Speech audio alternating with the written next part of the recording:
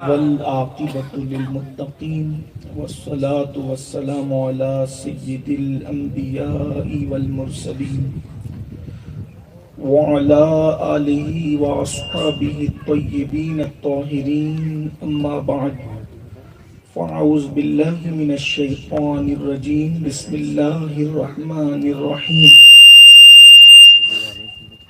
قال رسول الله صلى الله تعالى عليه وآله وسلم لرجل وهو يعظه اغتنم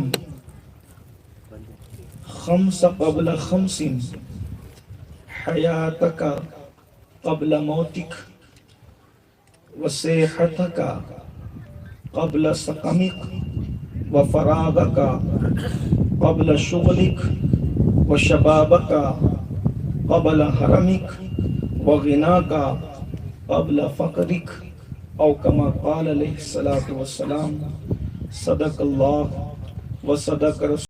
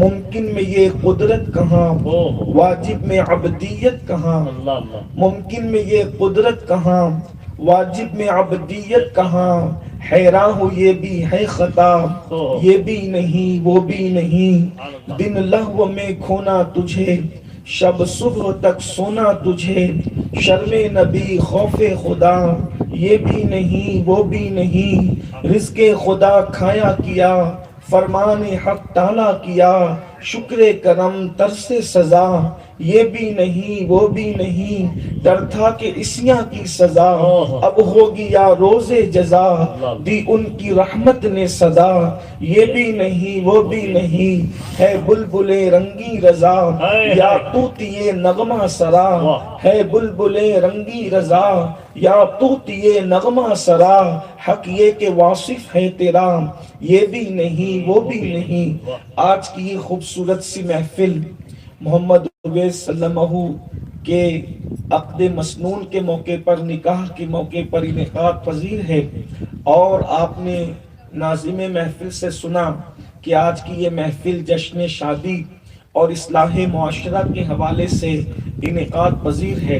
یہ بہت اچھی پیش رفت ہے، یہ بہت اچھا طریقہ ہے کہ ہم اپنی شادی کے موقع پر بھی ذکر رسول کریں، ذکر مصطفیٰ جان رحمت کریں، اس لیے کہ ہمارا عقیدہ تو ایمان والوں کا یہی ہے کہ ہمیں جو بھی خوشیاں ملتی ہے وہ آمینہ کے لال کے صدقے میں ملتی ہے، ہمیں جو بھی نعمتیں ملتی ہے مصطفیٰ جان رحمت کے صدقے میں ملتی ہے۔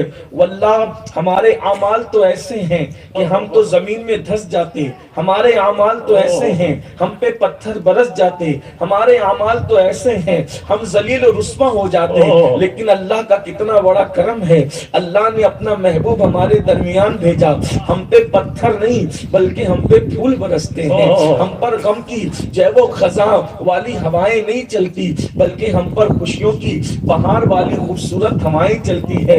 یہ سب صدقہ ہے مصطفیٰ جان رحمت کا، اس لیے کہ میرے آقا علیہ الصلوۃ والتسلیم خوشیاں بانٹنے آئے تھے، خوشیاں تقسیم کرنے آئے تھے، اور مومنوں ان کے دامن سے وابستہ رہو گے تو زمین کے اوپر رہو گے تو بھی تمہیں خوشیاں نصیب ہوگی، زمین کے اندر جاؤ گے تو بھی تمہیں خوشیاں نصیب ہوگی، حتیٰ کہ میدان محشر میں جاؤ گے تو بھی تمہیں خوشیاں نصیب ہوگی۔ محشر میں خوشی کیسے نصیب ہوگی؟ اللہ اکبر، جو حضور کا نہیں ہوگا، جو آقا کے دامن سے وابستہ نہیں ہوگا، اس کے لیے تو مشکلیں ہوگی، مگر جو حضور کا غلام ہوگا آگے آگے محشر میں مصطفیٰ جان رحمت جا رہے ہوں گے اور پیچھے پیچھے غلام جا رہے ہوں گے۔ اندازہ کریں مصیبتیں اس کے لیے ہوگی جسے مصطفیٰ جان رحمت کا ساتھ نہیں ہوگا، اور اس کے لیے تو وہ دن قیامت پر بھی قیامت ہوگا کہ اللہ اکبر، وہ دن کیا ہوگا جب دن دیکھے جلوس محمدی میں اتنا لطف آتا ہے تو محشر کے جلوس کے لطف کا حالت کیا ہوگا؟ آگے آگے زلفیں لہرا لہرا کر آمینہ کا لال جا رہا ہوگا، پیچھے پیچھے غلامان مصطفیٰ جا رہے ہوں گے۔ اتنا سبب ہے انعقاد بزم محشر کا کہ ان کی شان محبوبی دکھائی جانے والی ہے۔ اگر کسی کو محشر میں ایمان والے خوش ہوں گے اس پہ یقین نہیں آتا تو میں ایک مثال کے ذریعے شادی کا موقع سمجھانا چاہتا ہوں تاکہ ان کو پتا چلے کہ محشر میں بھی ہمارے لیے ایک محشر ہے، قیامت میں بھی ہمارے لیے قیامت ہے۔ وہ دن کیسا دن ہوگا؟ حضور کا سامنا ہوگا۔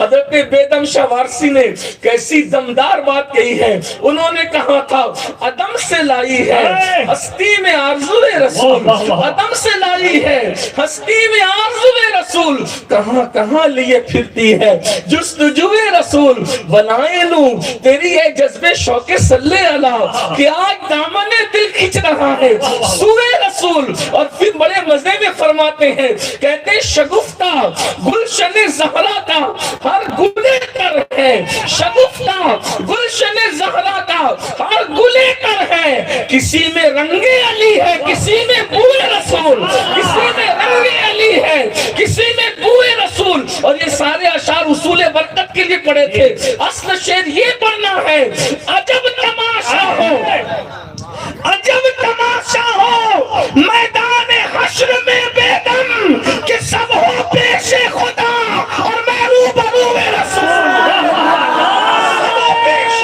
تکبیر،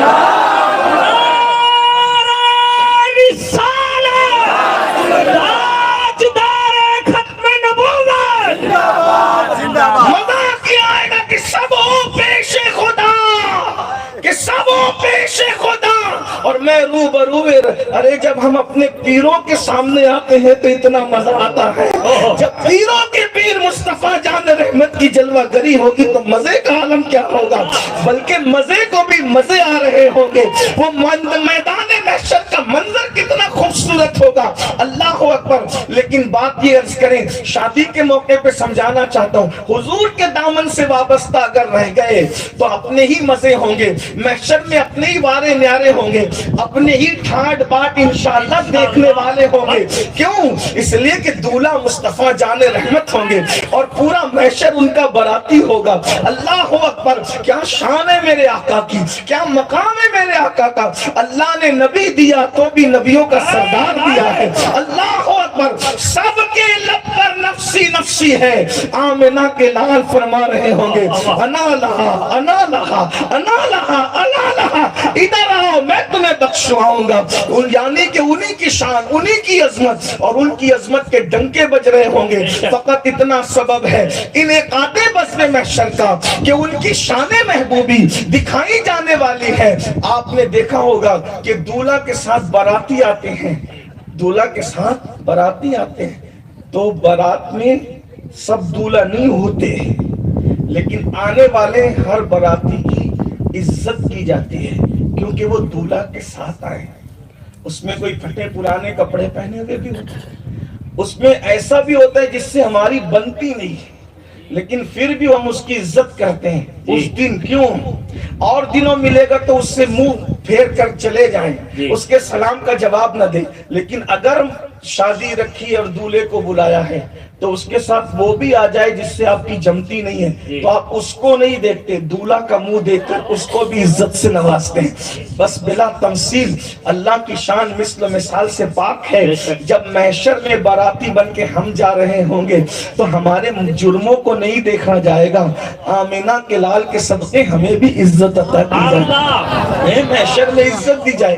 بلکہ کیسی عزت ہوگی آپ کو بتاؤں، سوائق المحرکہ میں ابن حجر مکی مفتی اعظم مکہ لکھتے ہیں، اللہ پاک ارشاد، اللہ کا منادی ارشاد کرے گا، اے نبی اور آل نبی سے محبت کرنے والوں، تمہارے لیے دسترخوان لگا ہے، آؤ اپنے نبی اور آل نبی کے ساتھ بیٹھو اور تمہاری ضیافت کی جائے۔ اللہ اکبر، کیا وہ دن ہوگا، اللہ اللہ۔ امام میرے امام فرماتے ہیں، صبا وہ چلے کہ باغ پھلے، وہ پھول کھلے کہ دل ہو بھلے، لوا کے تلے فنا میں کھلے، رضا کی زبان تمہارے لیے۔ اللہ اکبر۔ تو آقا علیہ السلام کے دامن سے وابستگی ہمارے لیے ذریعہ نجات ہے، ہمارے لیے عزت کا ذریعہ ہے، سرخ روئی کا ذریعہ ہے، کامیابی اور کامرانی کا ذریعہ ہے۔ اس لیے جب اللہ خوشی دکھائے تو نچنیوں کو نہ بلانا، اللہ جب خوشی دکھائے تو ڈی جے نہ بجانا، اللہ جب خوشی دکھائے تو حضور کا دل نہ دکھانا، اللہ جب خوشی دکھائے تو جس کے صدقے میں خوشی دکھایا ہے اسی کا ذکر کرنا۔ خدا کی قسم ان کا ذکر وہ ہے، ان کا ذکر وہ ہے، اگر کنکر کرے تو کنکر کو بھی اس کا فائدہ ملے، ذکر مصطفیٰ کنکر کرے تو کنکر کو بھی فائدہ ملے، ذکر مصطفیٰ پتھر کرے تو پتھر کو بھی فائدہ ملے، ذکر مصطفیٰ درخت کرے تو درخت کو بھی فائدہ ملے، ذکر مصطفیٰ جانور کرے تو جانور کو بھی فائدہ ملے۔ آپ کہیں گے کنکر ذکر رسول کرے تو کیسے فائدہ ملتا ہے؟ میں کہتا ہوں کیا تم نے وہ روایت نہیں سنی؟ اللہ اکبر، ایک مکے کا گنڈا جس کو دنیا ابو جہل کے نام سے جانتی ہے، وہ اوباش اپنے ہاتھوں میں مٹھی میں کنکریاں رکھ کر لاتا ہے اور حضور سے پوچھتا ہے بتاؤ اس میں کیا ہے؟ اللہ اکبر، میرے کریم آقا اس کی نفسیات کو جانتے تھے کیونکہ میرے آقا ماہر نفسیات بھی تھے۔ اللہ اکبر، حضور کو اللہ نے ہر شان دی تھی، حضور ماہر نفسیات بھی تھے۔ آقا علیہ السلام جانتے تھے اگر میں کہہ دوں گا تو یہ دائیں بائیں سے رستے نکالے گا، تو آقا نے فرمایا ابو جہل میں کہوں کیا ہے یا تیری مٹھی میں وہ کہہ دے کہ میں کون ہوں؟ تو اس نے کہا یہ تو اور بڑی بات ہوگی۔ فرمایا دیکھ کیا کہہ رہی ہے۔ اللہ اکبر، مٹھی میں جو کنکریاں تھی وہ کہہ رہی تھی محمد الرسول اللہ، محمد الرسول اللہ، حضور کا ذکر کر رہی تھی۔ اس نے جیسے ہی سنا حضور کے قدموں میں کنکری پھینکا اور بھاگ گیا۔ کیا پتا چلا؟ اللہ اکبر، کنکر نے ذکر رسول کا کر لیا, کنکر نے ذکر رسول کر لیا, تو دشمن کی مٹھی سے نکل کر محبوب کے قدموں میں آنا نصیب ہو گیا. اللہ اکبر, اندازہ فرمائیں. اور آپ دیکھیں تقریر میں مقرر لوگ کسی کنکری کا ذکر نہیں کرتے, دلی ممبئی کی کنکری کا ذکر نہیں ہوتا, یا مکہ مدینہ منورہ کے ہر کنکر کا ذکر نہیں ہوتا. جن کنکریوں نے ذکر رسول کیا تھا مٹھی میں, آج وہ کنکریاں ذکر کی جا رہی ہیں. وہ درخت ابھی بھی تقریروں کا عنوان بنتا ہے, حدیث کی کتابوں کی زینت بنا ہوا ہے. جو درخت میرے آقا علیہ السلام کے عشق میں رویا تھا, جو میرے آقا کی محبت میں رویا تھا, تو ذکر مصطفیٰ بڑی چیز ہے. ان کا ذکر جب کیا جائے, جہاں کیا جائے, تمہارا نام یا رسول اللہ, تمہارا نام مصیبت میں جب لیا ہوگا, ہمارا بگڑا ہوا کام بن گیا ہوگا. گناہ گار پہ جب لطف آپ کا ہوگا, کیا بغیر کیا بے کیا کیا ہوگا, کیا بغیر کیا بے کیا ہوگا, اور خدا کا لطف ہوا ہوگا دستگیر ضرور, خدا کا لطف ہوا ہوگا دستگیر ضرور. جو گرتے گرتے تیرا نام لے لیا ہوگا, جو گرتے گرتے تیرا نام لے لیا ہوگا. ذکر رسول کرتے رہو, جتنی کثرت سے ذکر رسول کرو گے اتنی برکتیں ملے گی. اللہ اکبر, اللہ رب ہو کر, خدا ہو کر, الہ ہو کر, وحدہ لا شریک ہو کر, وہ سب سے زیادہ جس کا ذکر کرتا ہے وہ ذکر مصطفیٰ ہے.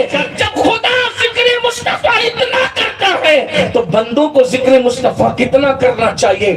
اس لیے عادت بنا لو, بچے کی ولادت کی محفل ہو ذکر رسول کی محفل سجاؤ. اللہ اکبر, بچوں کے ختنہ کے موقع پر ذکر رسول کی محفل سجاؤ. خوشیوں کے موقع پر ذکر رسول, اس کی برکتیں مرے دم تک ملے گی, تمہاری نسلوں کو ملے گی. اگر اسی پہ بات ہو تو بہت بات ہو.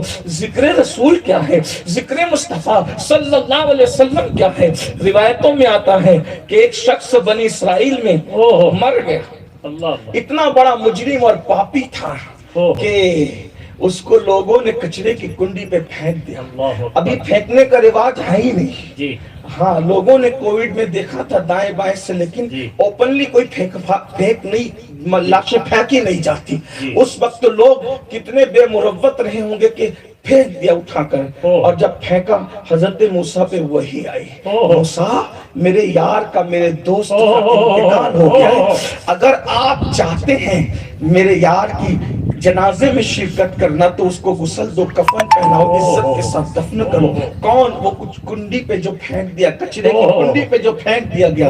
حضرت موسیٰ نے لوگوں سے تحقیق کی, کوئی اس کو اچھا کہتا ہی نہیں, لیکن حکم خدا تھا. حضرت موسیٰ گئے, غسل دلوایا, کفن دلوایا, اس کے بعد آپ نے عزت کے ساتھ دفن کیا.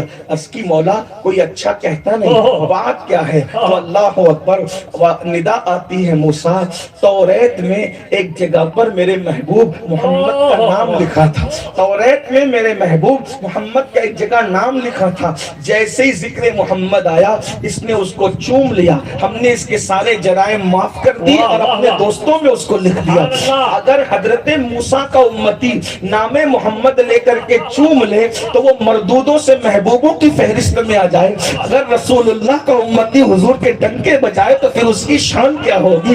آنکھوں کا تارا نام محمد, دل کا اجالا نام محمد, صلی اللہ کا صحرا سجا کر دولہا بنایا نام محمد, پڑھتی درودیں دوڑے گی ہورے, لاشا جو لے گا نام محمد. اور اللہ اکبر فرماتے ہیں, بہت پیارے انداز میں کہتے ہیں, کہتے ہیں آنکھوں میں آ کے دل میں سما کے, آنکھوں میں آ کے دل میں سما کے رنگت رچا جا نام محمد. اور کہتے ہیں مزید کہتے ہیں, بہت شان سے کہتے ہیں کہ پوچھے گا مولا لایا ہے کیا کیا, پوچھے گا مولا لایا ہے کیا کیا, میں یہ کہوں گا نام محمد. اندازہ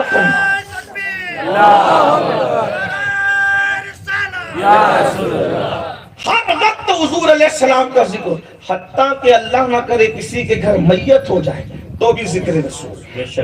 غم میں ذکر رسول کرو گے تو غم ختم ہو جائے گا, خوشی میں کرو گے تو خوشیوں میں اضافہ ہو جائے گا. یہ بہت اچھی پہل ہے, بہت خوبصورت پہل ہے, اور ہمیں یہ بات پورے گجرات ہی میں نہیں پورے ہندوستان میں عام کرنا چاہیے کہ جگہوں میں ناچ نہیں ہوگا, جگہوں میں ذکر مصطفیٰ ہوگا. شادی سے پہلی رات میں جو ہے ڈھول تاشے باجے نہیں ہوں گے بلکہ ذکر مصطفیٰ صلی اللہ علیہ وسلم ہوگا. اس کی برکتیں آپ کو نصیب ہوگی. میں نے ایک حدیث مبارکہ پڑھی ہے, امام حاکم نے اپنی مستدرک میں اس کو نقل کیا ہے, میں بغیر کسی تمہید کے, اس لیے کہ تمہید کی جگہ ان برکت والے جملوں نے جو میں ہدیہ تبریک کے طور پر دولہا کے گھر والوں کو پیش کرنا چاہتا تھا, تمہید کا وقت اس نے لے لیا, اس لیے اب کوئی نئی تمہید کے لیے وقت کم ہے اور گفتگو وقت پر مکمل کر لی ہے. اللہ کے رسول صلی اللہ علیہ وآلہ وسلم کی حدیث ہے, حضرت سیدنا حبر الامہ رئیس المفسرین عبداللہ ابن عباس رضی اللہ تعالیٰ روایت کرتے ہیں کہ اللہ کے رسول صلی اللہ علیہ وآلہ وسلم نے ارشاد فرمایا, آقا علیہ السلام نے کسی کو نصیحت کرتے ہوئے, آقا علیہ السلام نے کسی کو نصیحت کرتے ہوئے ارشاد فرمایا کہ 5 باتوں سے پہلے 5 باتوں کو غنیمت جاننا, 5 باتوں سے پہلے 5 باتوں کو غنیمت جاننا. یاد رکھنا, جب اللہ نعمت دیتا ہے اس نعمت کی قدر کر لینا, کیونکہ جب وہ نعمت چلی جاتی ہے تو انسان پچھتاتا رہ جاتا ہے. یاد رکھیے, قدر نعمت بعد زوال. اس لیے 5 نعمتوں کا ذکر اللہ کے رسول صلی اللہ علیہ وآلہ وسلم نے فرمایا, 5 نعمتوں کا ذکر, اور اس کے ختم ہونے سے پہلے کے لیے آقا ارشاد فرماتے ہیں 5 کو 5 پر غنیمت جانو,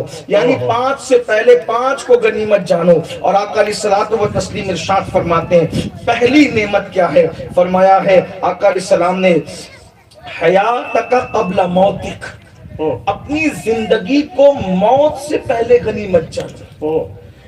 زندگی سب سے بڑی نعمت ہے. زندگی سے بڑی نعمت کیا ہو سکتی ہے؟ ہم اس زندگی کی قدر نہیں کر رہے ہیں, زندگی کی ناقدری کر رہے ہیں. آپ سے میں پوچھتا ہوں, اگر کسی کی زندگی ختم ہو جائے, ڈاکٹر کے سامنے وہ آخری ہچکی لے رہا ہو, امریکہ کا ہو, یورپ کا ہو, عرب کا ہو, عجم کا ہو, کتنا بھی بڑا ڈاکٹر ہو, سائنسداں ہو, کتنا بھی ماہر ہو, کیا آخری ہچکی لیتے ہوئے انسان کو 1 سیکنڈ کوئی بڑھا سکتا ہے؟ اس کا 1 سیکنڈ. توجہ فرمائیں جی. اگر آپ پوری دنیا کی دولت کو تول دیں ایک پلڑے میں اور دوسرے پلڑے میں 1 سیکنڈ رکھے, صرف 1 سیکنڈ, 60 سیکنڈ کا 1 منٹ ہوتا ہے. 1 سیکنڈ اس کو بچا لو ڈاکٹر صاحب, دنیا کے سارے ڈاکٹر بھی بچا سکتے. بلکہ بڑی بات آپ کو کہوں, موت کا فرشتہ بھی روح نکالتے وقت اس کی 1 سیکنڈ میں اضافہ نہیں کر سکتا. موت کا فرشتہ نہیں کر سکتا, اس کو اختیار نہیں ہے.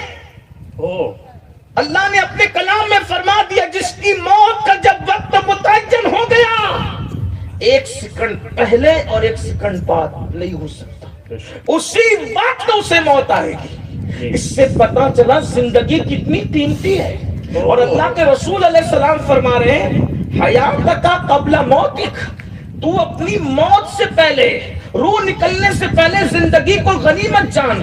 اور آج سب سے زیادہ ہم اپنی زندگی کو ضائع کر رہے ہیں. 1 سیکنڈ ہمیں موت سے قریب کر رہا ہے, 1 منٹ ہمیں موت سے قریب کر رہا ہے, جو گھنٹہ گزرا ہے وہ گھنٹہ ہمیں موت سے قریب کر رہا ہے. امام راضی فرماتے ہیں سورۃ العصر کی تفسیر مجھے کیسے سمجھ میں آئی, فرمایا میں نے برف بیچنے والے کو دیکھا تو مجھے سورۃ العصر کی تفسیر سمجھ میں آئی. قرآن کہتا ہے والعصر, زمانے محبوب کی قسم, ان الانسان لفی خسر, انسان گھاٹے میں ہے. تو گھاٹے میں ہے تو انسان گھاٹے میں کیسے ہے؟ فرماتے ہیں برف بیچنے والے کو فائدہ نہیں ہو سکتا. وجہ برف بیچنے والا گھاٹے میں ہی ہے, کیونکہ فیکٹری سے لا کر اگر وہ برف سو جائے اس کا گھاٹا ہے, سستی کرے گھاٹا ہے. کیا کرنا پڑے گا اس کو؟ اس گھاٹے سے بچنے کے لیے جلدی جلدی ختم ہونے والے برف کو دے کر نہ ختم ہونے والی رقم کو جمع کرنا. اگر برف بیچنے والا سستی کرے تو وہ گھاٹا ہی کھائے گا, اس کو چستی کرنی پڑے گی. جیسے امام راضی کہتے ہیں کارخانے سے, فیکٹری سے برف نکلتا ہے تو ہر لمحہ وہ پگھلتا ہی رہتا ہے, ویسے ہی اے انسان تو ماں کے شکم سے نکلا تو تیری زندگی پگھل رہی ہے. ایک لمحہ گزرا, ایک لمحہ تو موت سے قریب ہوا. زندگی کسی کی نہیں بڑھ رہی ہے, سب موت سے قریب ہو رہے ہیں. ایک منٹ گیا, ایک منٹ موت سے قریب ہوا. ایک دن گیا, ایک دن موت سے قریب ہوا. جیسے جیسے سوئی کا کانٹا آگے بڑھ رہا ہے ہم موت سے قریب ہو رہے ہیں. لیکن اب مجھے بتاؤ, زندگی کی ناقدری کرنے والوں, پوری پوری رات آج کا مسلمان کرتا کیا ہے؟ آدھی آدھی رات آج کا مسلمان کرتا کیا ہے؟ اللہ اکبر. میرے آقا علیہ الصلوۃ والتسلیم کے پیارے دیوانوں, زندگی کی ناقدری کرنے والوں, جس وقت موت کی آخری ہچکی ہوگی اور جب موت کا فرشتہ سر پہ کھڑا ہوگا اس وقت انسان کو احساس ہوگا, ہائے میری کتنی قیمتی زندگی میں نے ضائع کر دیا, میری زندگی کا اثاثہ ختم ہو گیا. اللہ اکبر. ایک بزرگ فرماتے ہیں کہ میں اپنے دوست کی قبر پر گیا, قبر پہ جانے کے بعد میں نے دعا کی, اے اللہ اس کے حالات مجھ پر منکشف کر دے, یہ میرا دوست ہے. ایسے میں میری آنکھ لگ گئی اور میں سو گیا تو میں نے خواب میں کیا دیکھا, میرا دوست کہتا ہے یار جب تک زندگی تھی زندگی کی اہمیت مجھے معلوم نہ تھی, جب تک میں عمل کر سکتا تھا عمل کی اہمیت مجھے معلوم نہ تھی. مجھے نہیں پتا تھا کہ جمعہ کی 2 رکعت پڑھی جائے تو اللہ مقبول حج کا ثواب عطا فرماتا ہے. مجھے نہیں پتا تھا, میں نے نمازیں ضائع کی, میں نے وقت ضائع کیا. میرے بھائیوں, یہ جو نیکیاں کرنے کا زندگی میں موقع ہے اس کو غنیمت جان لو. دیکھو زندگی میں نیکی کر سکتے ہو, مرنے کے بعد نیکی نہیں کر سکو گے. اور کیسی نیکی؟ ماں باپ کو دیکھو تو مقبول حج کا ثواب مل رہا ہے, قرآن کو دیکھو تو ثواب مل رہا ہے, علماء کی زیارت کرو تو ثواب مل رہا ہے, سادات کرام کی زیارت کرو تو ثواب مل رہا ہے. وضو کرو, اگر کوئی وضو کر لے اور جب تک اس کا وضو باقی رہے گا فرشتے اس کے نامہ اعمال میں نیکیاں لکھتے رہیں گے. نیکیوں کا کتنا خوبصورت موقع ہے. انسان تو نیکی نہیں کماتا مگر یاد رکھنا مرنے کے بعد تو ایک ایک نیکی کو ترسے گا, تجھے انتظار رہے گا کہ مجھے کون ایصال ثواب کرتا ہے, میرے لیے کون دعا کی مغفرت کرتا ہے. اس لیے اللہ کے بندوں, اور اگر مائیں اور بہنیں موجود ہیں ان سے بھی کہتا ہوں میری بہنوں اپنی زندگی کی قدر کرو, زندگی کی قدر کرو, وقت کو ضائع مت کرو. فلمیں دیکھ کر, سیریل دیکھ کر, کسی کی غیبت کر کے, جرائم کر کے. اللہ اکبر. آج کل تو ایسے حالات بن گئے انا للہ و انا الیہ راجعون کہ ہمارا وقت کدھر جا رہا ہے پتہ بھی نہیں چلتا. انٹرنیٹ کا جنگل ہمیں اپنے چنگل میں اس طرح سے لے چکا ہے کہ پہلے لوگوں کو گناہ کرنے کے لیے گناہ کے اڈے پہ جانا پڑتا تھا. اب گناہ کرنے کے لیے کسی کو گناہ کے اڈے پہ جانا نہیں پڑتا, بلکہ اب تو گھر میں بیٹھے بیٹھے گناہ. ایک بات آپ کو بتاؤں, کیا وہ دن تھے لوگ اپنے گھر کے آنگن میں, توجہ کر, لوگ اپنے گھر کے آنگن میں, اگر کوئی, حالانکہ یہ میں اس کی تائید نہیں کر رہا ہوں لیکن لوگوں کی سوچ بتا رہا ہوں, اپنے گھر کے آنگن میں اگر کوئی پیر دھوتا تھا اس کو پیر دھونے نہیں دیتے تھے, کہتے تھے میرے گھر میں نحوست آئے گی. کوئی ایڑی رگڑتا تھا, بچپنے میں آپ نے سنا ہوگا, کوئی اگر ایڑی رگڑتا تھا چوکھٹ پر آنگن میں, اور تو میرے آنگن میں ایڑی نہ رگڑنا ورنہ میرے گھر سے برکت چلی جائے گی. یہ لوگوں کی احتیاط تھی. کیا صحیح تھا کیا غلط تھا اب میں یہ نہیں کہہ رہا ہوں, لیکن ان کی سوچ کیا تھی, یہاں کوئی ایڑی نہ رگڑے. اللہ اکبر. حالت یہ تھی کہ کوئی وہاں جا کر کے اللہ اکبر جمائی لے لے, جمائی لے لے, اور کہتے ہیں یہاں بیٹھ کر کے جمائی نہ لینا, میرے گھر کی برکت چلی جائے گی. ان کو گھر کی برکت کا کتنا خیال تھا. اب مسلمانوں میں تم سے پوچھتا ہوں, اگر جمائی لینے پر, ایڑی رگڑنے پر, گھر کے آنگن میں پیر دھونے پر وہ لوگ اتنے حساس تھے, اللہ اکبر, آپ گھر کے اندر زنا کی فلم بیٹھ کر کے دیکھ رہے ہو اور پھر سوچتے ہو کہ باپو برکت کیوں نہیں آتی, سب کچھ ہے سکون کیوں نہیں ہے. گھر کے اندر بیٹھ کر کے موبائل پر آپ جوا جوا کھیل رہے ہو. ذرا سوچو تو صحیح, عقل کہاں گئی ہے؟ اللہ اکبر. جہاں پر زنا کی فلمیں دیکھی جائے, جہاں پہ جوا کھیلا جائے موبائل میں بیٹھ کر, پتہ نہیں کیا کیا اس کے نام ہیں, مجھے تو نام بھی نہیں پتا. آپ جیسے لوگ آ کر کے بتاتے ہیں تو پتہ چلتا ہے کہ لوگ موبائل میں بھی بیٹھ کر کے جوا کھیلتے ہیں. اللہ اکبر. اندازہ فرمائے یہ موبائل کیا ہے؟ اگر اسکرین پر قرآن کی آیتیں ہیں تب تو یہ مبارک ہو گیا, اگر نعت رسول ہے تو مبارک ہو گیا, لیکن اگر اسکرین پر جو ہے وہ زنا کی فلم دیکھ رہے ہو تب تو یہ منحوس ہے. اللہ اکبر. اور اس کے اوپر اگر آپ گیم کھیل رہے ہو تو یہ گیم کیا ہے, بلکہ جوا کھیل رہے ہو تو یہ جوا کیا ہے؟ اللہ پاک ارشاد فرماتا ہے یا ایھا الذین آمنوا انما الخمر والمیسر والانصاب والازلام رجس من عمل الشیطان فاجتنبوه لعلکم تفلحون. اے ایمان والو, شراب اور جوے سے بچو کہ یہ برے کام ہے, شیطانی کام ہے. اگر تم اس سے بچو گے تو اللہ تمہیں کامیابی عطا فرمائے گا. یہ جوے تمہیں برباد کر رہے ہیں, یہ جوے تمہیں تباہ کر رہے ہیں, اور طرح طرح کے نئے نئے جوے لا کر جوا کھیلنے والا ہر دن نئی لذت میں رہتا ہے. وہ سوچتا ہے یار چلو ابھی ہار گئے پھر لگا دو, سب پہلا جو گیا وہ بھی آ جائے گا, اور لگا دو, گیا پھر آ جائے گا, اور لگا دو. اس طرح کرتے کرتے خود کی پونجی برباد ہوتی ہے. ایک دن انسان قرض لینے پہ مجبور ہوتا ہے. اور یاد رکھنا ان جوؤں نے دبئی جیسے ملکوں کے بڑے بڑے شیوخ کو روڈ پر لا دیا ہے. ہماری تمہاری حیثیت اور اوقات کیا ہے؟ مسلمانوں کو جوے میں مبتلا کرنا یہ بھی لوگوں کی ایک سازش ہے. اسی لیے اللہ کے رسول علیہ السلام نے جوے کے متعلق کتنی سخت بات ارشاد فرمائی. آقا کریم صلی اللہ علیہ وآلہ وسلم فرماتے ہیں جس نے جوے کے آلات اپنے ہاتھ میں لیے کل قیامت کے دن اس کے ہاتھ سور کے خون میں رنگے ہوئے ہوں گے. ابھی آپ نے نعرے لگائے سبحان اللہ کا, کس بات پر؟ کہ اللہ کے رسول قیامت کے دن ہم ان کے ساتھ ہوں گے, حضور اپنی امت سے مصافحہ کریں گے. اب مجھے بتاؤ جوا کھیلنے والوں, جب تمہارے ہاتھ جوا کھیلنے کی وجہ سے سور کے خون میں رنگے ہوں گے تو کیا ہم اپنے ہاتھوں کو رسول اللہ کے ہاتھ میں دے سکیں گے؟ دیکھو تو صحیح, اپنی بربادی کے لیے کیا کر رہے ہو؟ بربادی کے دہانے پر نہ جاؤ. اللہ کے بندو, یہ جوے میں برکت نہیں, بلکہ جوا تو اپنی جگہ ایزی منی کے چکر میں بھی اپنے آپ کو برباد. آج کل ایزی منی کے چکر میں لوگ اس سے قرضہ لے, اس سے قرضہ لے, ادھر لگا دے ادھر لگا, یہ سب کچھ کر رہے ہیں. شارٹ ٹائم کے اندر ترقی کا خواب چھوڑ دو.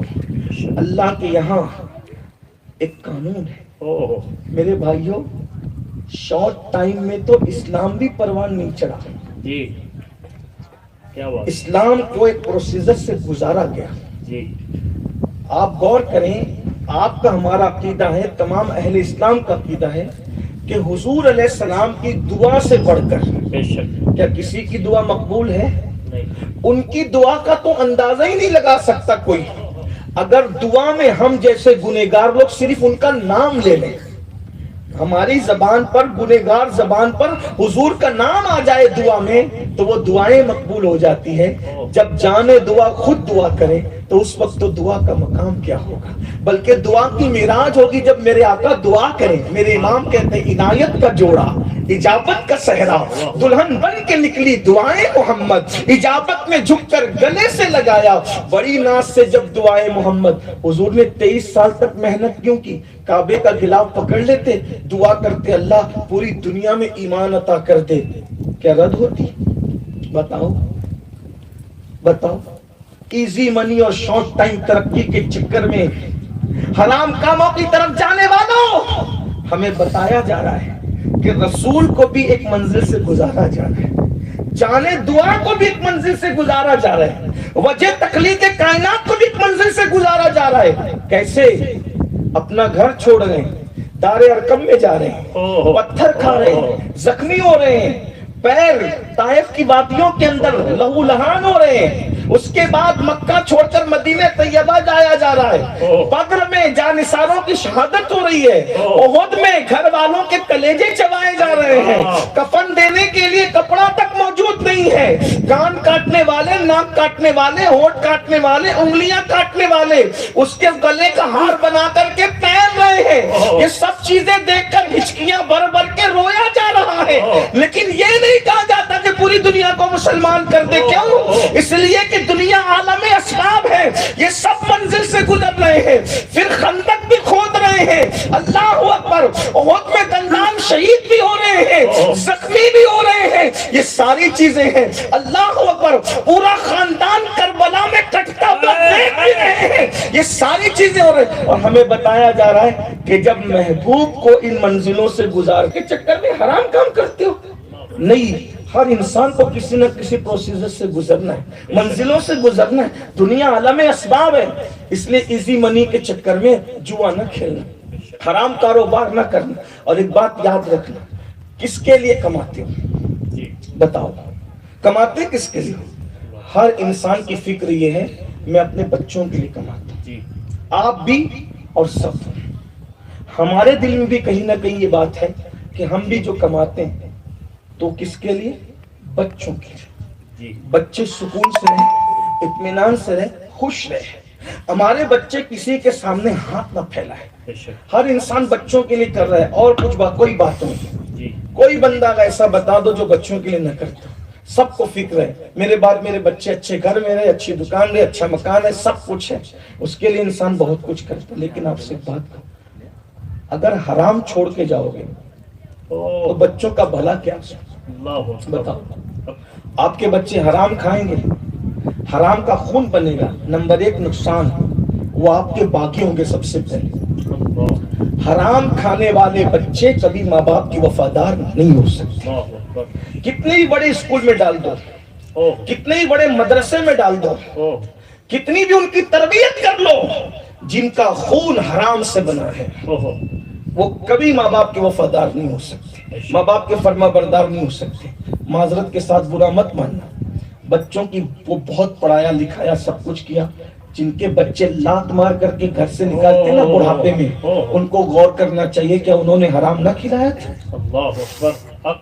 جن کے بچوں کو حلال کھلایا گیا، ان کی تربیت ہو نہ ہو، پڑھے لکھے ہو نہ ہو، وہ ماں باپ کے وفادار نظر آئیں گے.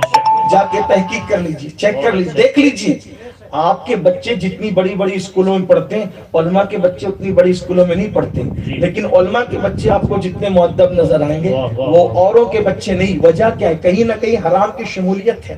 میں یہ نہیں کہہ رہا سب حرام کرنے لگے، یہ نہیں. جہاں حرام ہوگا وہاں وفاداری نہیں ہو، جہاں حرام ہوگا. ایک بات مجھے یاد آئی حلال و حرام پر، بات بڑی خوبصورت سی یاد آئی.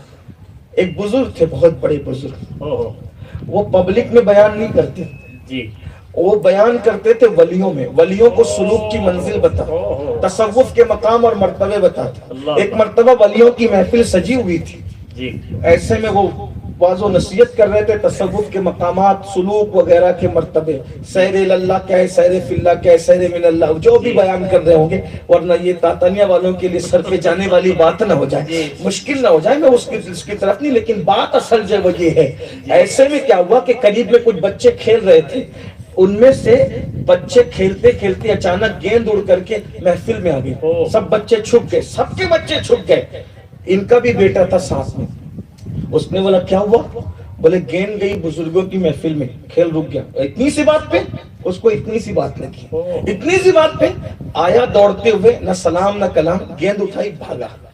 جتنے بیٹھے ہوئے تھے سب نے سوچا اتنے بڑے ولی جو ولیوں کو وصیت نصیحت اور سلوک کی باتیں کر رہے ہیں، ان کا بچہ اتنا بے ادب، اتنا بے ادب بچہ.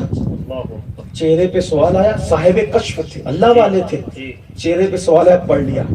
کہنے لگے اس بچے کا قصور نہیں، میرے بیٹے کو بے ادب دیکھ کر اس کے بارے میں بدگمان مت ہونا، اس کا قصور نہیں، قصور میرا اور میری بیوی کا ہے. لوگ اور حیران ہو گئے، قصور ان کا ان کی بیوی کا؟ کہا ہاں. ایک بار 3 دن کا ہمارے گھر فاقہ تھا، میری بیوی بھوک سے بے چین تھی. ایسے میں پڑوسی نے کچھ کھانا لا کر کے دیا، اور وہ کھانے کی ہم نے تحقیق نہیں کی کہ حلال کا ہے کہ حرام کا. اور کھانا ہم دونوں نے کھایا، اور جب پیٹ میں کھانا گیا تو میرے دل میں خیال آیا کہ بیوی سے ملاقات کروں، وظیفہ زوجیت ادا کروں۔ اسی رات یہ بچہ اپنی ماں کے پیٹ میں آیا۔ بے تحقیق کھانے کی نحوست ہے کہ ہمارے گھر میں یہ بے ادب پیدا ہوا ہے۔ جو کھانا بے تحقیق کھا لو اس میں بچے بے ادب پیدا ہوتے ہیں۔ تو جو جوا کھیل کر کے اولاد کو کھلائے، بیوی کو کھلائے، بچوں کو کھلائے، پھر ان کی اولاد کیا ہوگی اندازہ کریں۔ آپ کہتے ہیں وہ بگڑ گیا، زانی ہو گیا، شرابی ہو گیا، یہ ہو گیا، وہ ہو گیا۔ میرے بھائی تو نے کھلایا کیا؟ تجھے پتا ہے اللہ اکبر، سلطان ابراہیم نور بخشی کے گھر میں جب بچہ ماں کے پیٹ میں آیا تو سلطان نور بخشی نے اپنی بہن کو کہا، بہن میری بیوی پر جو ہے تم پیرا رکھنا، خبردار حرام لقمہ اس کے پیٹ میں پہنچنے نہ پائے۔ حرام تو حرام ہے، کوئی مشکوک ڈاؤٹ فل لقمہ بھی میری بیوی کے پیٹ میں پہنچنے نہ پائے۔ بہن نے کہا بھائی کیوں؟ تو کہا کہ میرا بچہ اس کے شکم میں آ گیا ہے، اگر ڈاؤٹ فل یا حرام کھائے گی تو بچہ ویسا نہیں ہوگا جیسا میں چاہتا ہوں۔ اور پھر اپنی بہن کو متعین کیا، اور پھر اس گھر میں جو بچہ پیدا ہوا ان احتیاط کی برکتیں تھی، اسی بچے کو دنیا نے سردار مخدوم اشرف جہانگیر سمنانی کے نام سے تکبیر، نعرہ رسالت، فیضان حضور مخدوم سمنا۔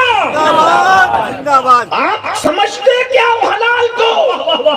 اگر اسی پہ بات آ گئی ہے، ایک بات اور عرض کرتا ہوں، لاٹری کے پیسے سے بچوں کو کھلا رہے ہو، جوا کے پیسے سے کیا بکرے کا گوشت حلال دیکھتے ہو کہ حلال کیا کہ نہیں کیا؟ صرف ذبح کرنے سے گوشت حلال نہیں ہوتا، جیب کی رقم کا بھی تو اعتبار ہے، کہاں سے لایا اس کا بھی تو اعتبار ہے، کہاں سے کمایا اس کا بھی تو اعتبار۔ اور صرف شراب اور جوے سے رقم حرام نہیں ہوتی۔ اگر آپ کرانہ دکان لے کے بیٹھے ہیں اور جھوٹ بول کے کاروبار کر رہے ہیں تو وہ بھی تو حرام ہے، دھوکہ دے رہے ہیں وہ بھی تو حرام ہے۔ بتائیے تو صحیح۔ میں تو لوگوں کو اتنا کہتا ہوں، کچھ لوگوں کو تکلیف ہے اسلامی معاشرہ کے جلسے بہت ہوتے ہیں، میں نے کہا بالکل بند کرو اسلامی معاشرہ کے جلسے، اور بند ہو جائیں گے۔ صرف ایک کام کرو، پوری قوم حلال کو لازم پکڑ لو، نہ لوگ بگڑے پیدا ہوں گے، نہ اسلامی معاشرہ کے جلسوں کی ضرورت پڑے گی۔ اور یہ ماں کے پیٹ سے بچے بگڑے پیدا ہوئے کیونکہ لقمہ ہی صحیح ہے، لقمہ ہی صحیح ہے۔ بابا فرید رحمت اللہ علیہ کی امی جان جوانی میں بیوہ ہو گئی تھی، اور ان کا خاندان بادشاہوں کا خاندان تھا۔ بھائیوں نے کہا بہن تم اور تمہارا بچہ ہمارے گھر آ جاؤ، کہا مجھے بچہ بگاڑنا نہیں ہے، مجھے بچہ بگاڑنا نہیں ہے۔ کہا کیوں؟ کہا تم لوگ بادشاہ کی اولادیں ہو نا، بادشاہ کیا نوکریاں کرتے ہو نا، بادشاہوں کے حلال حرام نہیں دیکھا جاتا۔ میں اپنے بچے کو چرخہ کاٹ کے کھلاؤں گی، میں اپنے بچے کو فاقے سے رکھوں گی، لیکن ڈاؤٹ فل لقمہ اس کے پیٹ میں جانے نہیں دوں گی۔ اندازہ کریں۔ اور پھر وہی شہزادہ جسے دنیا بابا فرید الدین گنج شکر کہتے ہیں، یہ حلال لقمے کی برکتیں ہیں۔ آج ہمارے بچے نمازی بھی نہیں ہیں۔ اگر میری جان بخشی ہو تو میں یہ بات حق کے طور پہ کہہ دوں، دیندار باپ کے یہاں بھی بچے نمازی نہیں ہیں، مذہبی طبقے کے گھروں میں بھی بچوں میں شرافت نہیں ہے الا ماشاءاللہ۔ کیوں؟ اس لیے کہ سب کا لقمہ چیک کرو۔ مجھے تو کبھی کبھی فکر یہ ہوتی ہے کہ ہم لوگوں کو بھی پتہ نہیں کہاں کا لے کے جائیں، ہمیں پتہ بھی نہیں ہوتا کہ اس کا جوے کا دھندا ہے، اس کا سود کا دھندا ہے۔ ڈر لگتا ہے، اب تو یہ ڈر لگتا ہے کہ کس کے یہاں کھائیں کس کے یہاں نہ کھائیں۔ داڑیاں خوبصورت ہے، ٹوپیاں خوبصورت ہے، کپڑے خوبصورت ہے، باتیں بلی جیسی ہے، لیکن دھندا دیکھ لو، دیکھ لو۔ اور بڑی معذرت کے ساتھ آپ لوگ بھی جب بلاتے، تانیہ والے ایسے نہیں، لیکن ایک بات میں ایگزامپل اپنے اوپر مت لینا، بات کے طور پہ کی جاتی ہے، اس کو کسی غلط لوگ بھی بلاتے ہیں، سوچتے سب سے بڑا مالدار کا گھر کس کا ہے، وہاں روکو حضرت کو، پھر چاہے اس کا حرام کا ہو حلال کا ہو ایسا ہو، نہیں دیکھتے ہیں، بس کیا اے سی رہنی چاہیے، پنکھے رہنے چاہیے، گدے رہنے چاہیے۔ میں کہتا ہوں اللہ کے بندو کم از کم ہمیں تو آزمائش میں نہ ڈالا کرو، اگر مسجد کے حجرے میں روکنا پڑے تو روک دیا کرو، اس لیے کہ مسجد کے حجرے کی گرمی اس حرام کی اے سی سے بہتر ہے۔ لیکن آپ لوگ اپنے پیروں پہ رحم نہیں کر رہے، اپنے علماء پہ رحم نہیں کر رہے۔ یہ جو ہم لوگ بولتے بولتے بہت سارے مقرر مر گئے ہارٹ اٹیک آگے، قوم سدھرتی کیوں نہیں ہے؟ جو سامنے بیٹھے ان کے پیٹ میں دیکھو اور جو تقریر کرے ان کے پیٹ میں دیکھو. آپ کیا سمجھتے ہو حرام؟ ایک دن حجاج بن یوسف کوفہ آیا اور کوفہ کا گورنر بنا، تو کسی نے اس کے کان میں پھونکا، حجاج تو بڑا ظالم ہے، مولا علی کی بددعا سے پیدا ہوا تھا. اب تک آپ نے سنا ہوگا دعا سے پیدا ہونے والے بددعا سے بھی کوئی پیدا ہوتا ہے. ہاں، حجاج بن یوسف مولا کائنات کی بددعا سے پیدا. کوفہ والوں نے بہت ستایا آپ کو، بہت ستایا، الگ داستان ہے، بہت ستایا. مولا پاک نے ایک دن تنگ آ کر دعا کی، اللہ اتنے نیک انسان کو یہ ستاتے ہیں. کس کو؟ جس کو سید الابرار کہا، وہ جسے سید العرب کہا گیا، وہ جسے کل ایمان کہا گیا، وہ جسے سید السادات کہا گیا، وہ جسے آبروی ولایت کہا گیا، وہ جسے خاتم ولایت کہا گیا، وہ جسے اخیر رسول کہا گیا، وہ جو زوج بتول، وہ جو ابو الحسنین، وہ جو ابو الائمہ، اللہ اکبر، جس کا چہرہ دیکھنا رسول اللہ نے عبادت کرا. اس علی مرتضیٰ کو اتنا ستایا کہ مولا کائنات قوم کے ستانے پہ تنگ آ گیا. اللہ اتنے نیک انسان کو یہ ستاتے ہیں، مجھے اٹھا لے، اب مجھے بلا لے اپنے پاس اور مجھے اٹھا کر اتنا ظالم انسان ان پر مسلط کر دے، ان پر ظالم مسلط کر تاکہ ان کے ظلم کا مزہ وہ چکھائے. بعض صوفیہ کہتے ہیں جس دن مولا علی کی شہادت ہوئی اسی دن حجاج پیدا ہوا. مولا علی کی بددعا کا نتیجہ ہے یہ حجاج.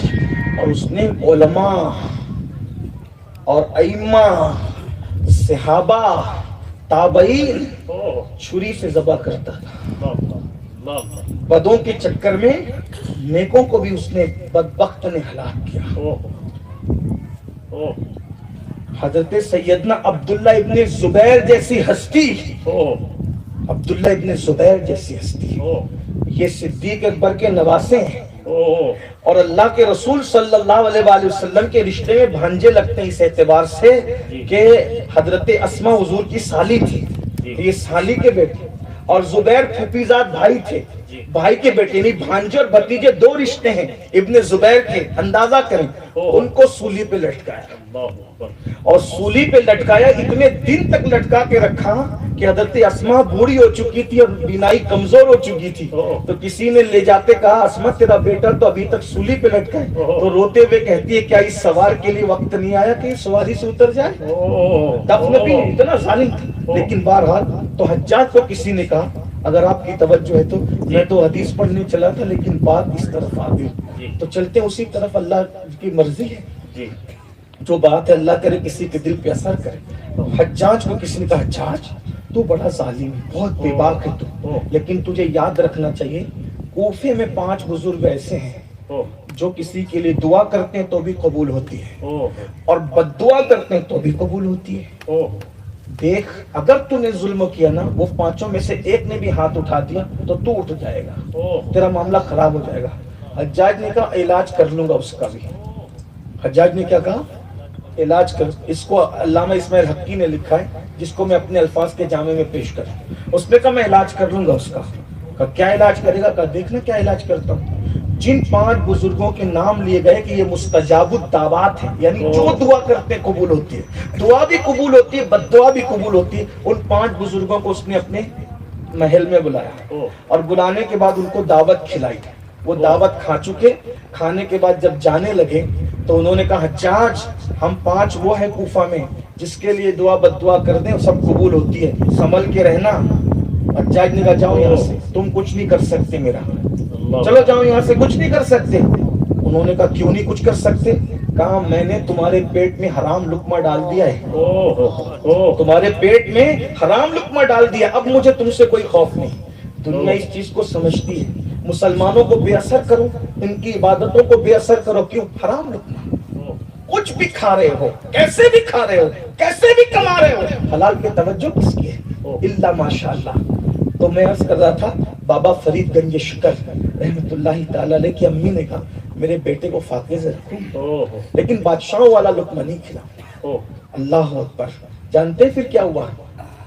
چرخہ کاٹتی تھی بیٹے کی پرورش کرتی تھی.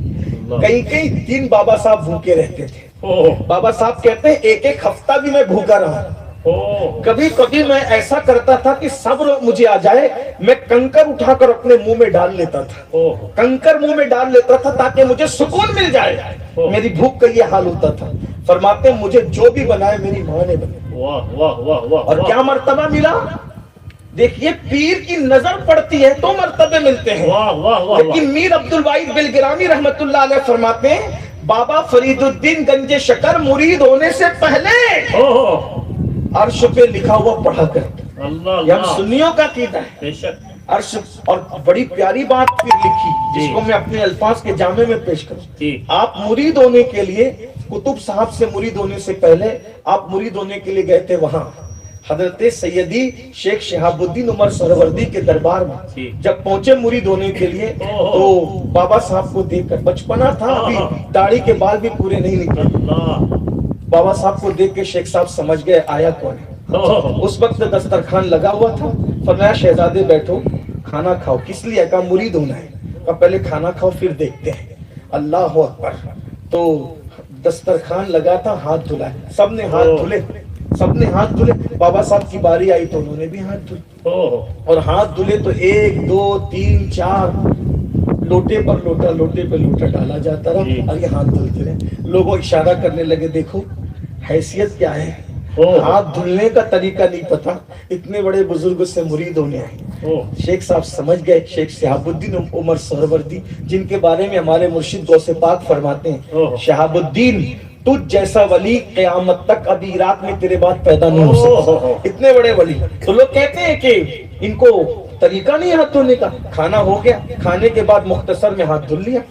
تو شیخ صاحب سمجھ گئے یہ لوگ سب بدگمان ہو گئے ہیں اور یہ بہت بڑی ہستی ہے, بچپنے بڑی ہستی ہے. تو فرمایا کہ شہزادے ایک سوال پوچھنا. کہا کیا بابا صاحب فرمائیں.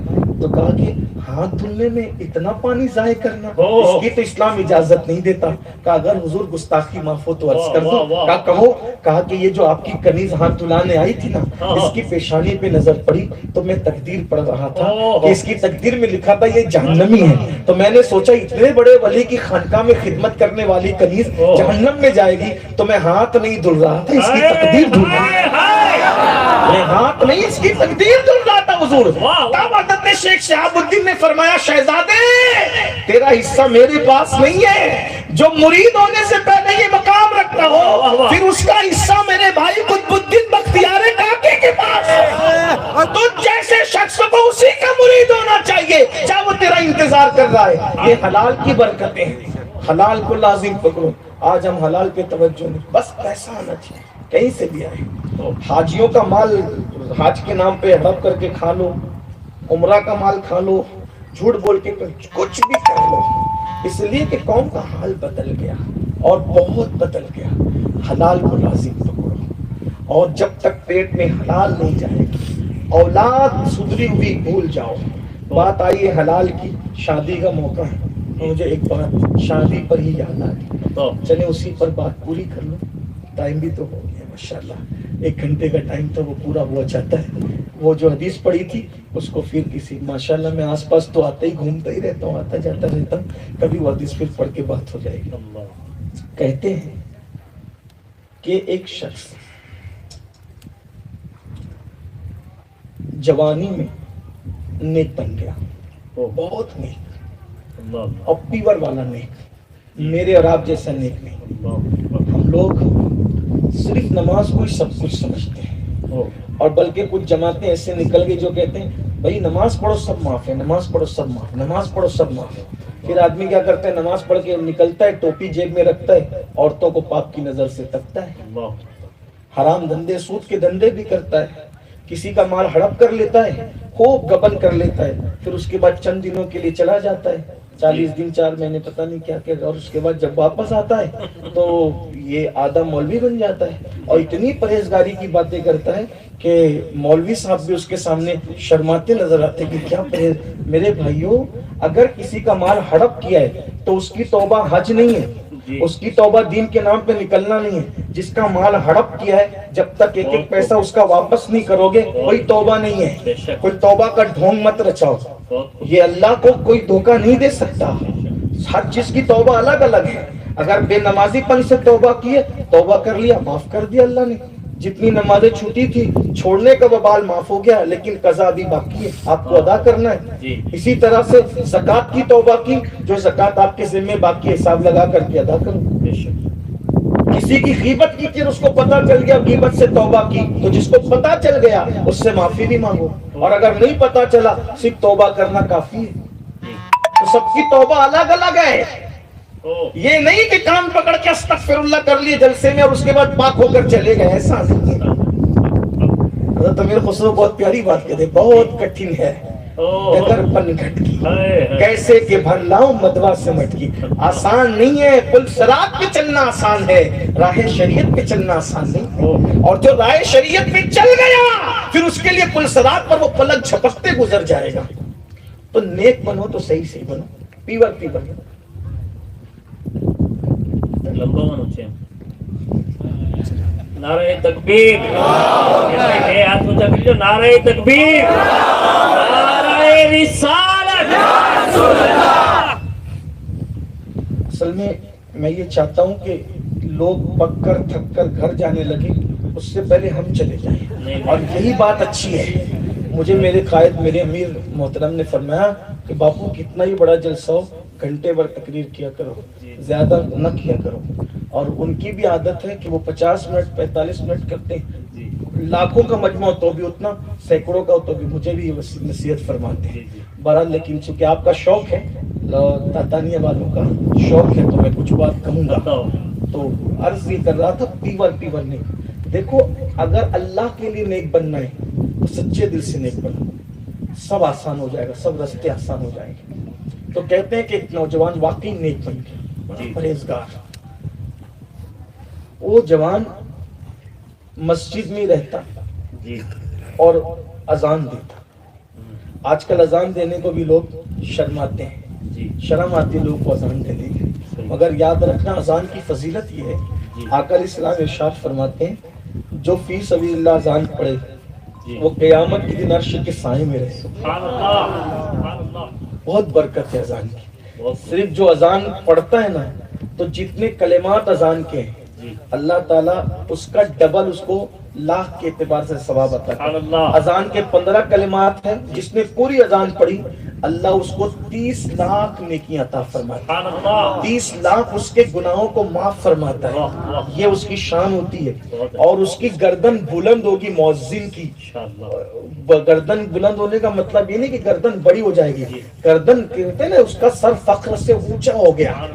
تو اللہ پاک ان کے سروں کو اونچا کرے گا فخر سے، اور بلال حبشی آگے آگے ہوں گے اور مؤذن لوگ ان کے پیچھے پیچھے ہوں گے. یہ اذان کی برکت ہے. آج کل لوگ مؤذن کو حقیر سمجھتے ہیں، بے عزت کرتے ہیں. نہیں، اللہ کے بندوں، وہ اللہ کا منادی، اللہ کا منادی وہ روزانہ تمہیں اٹھاتا ہے، بلاتا ہے اللہ کی طرف. اور اذان دینے کے بعد اس کی اذان سن کر جتنے نمازی آتے ہیں اللہ سب کے ثواب میں کمی کیے بغیر سب کے برابر اس کو ثواب عطا کرتا ہے جس نے اذان پڑھی تھی. یہ اذان کی برکت ہے. اللہ اکبر.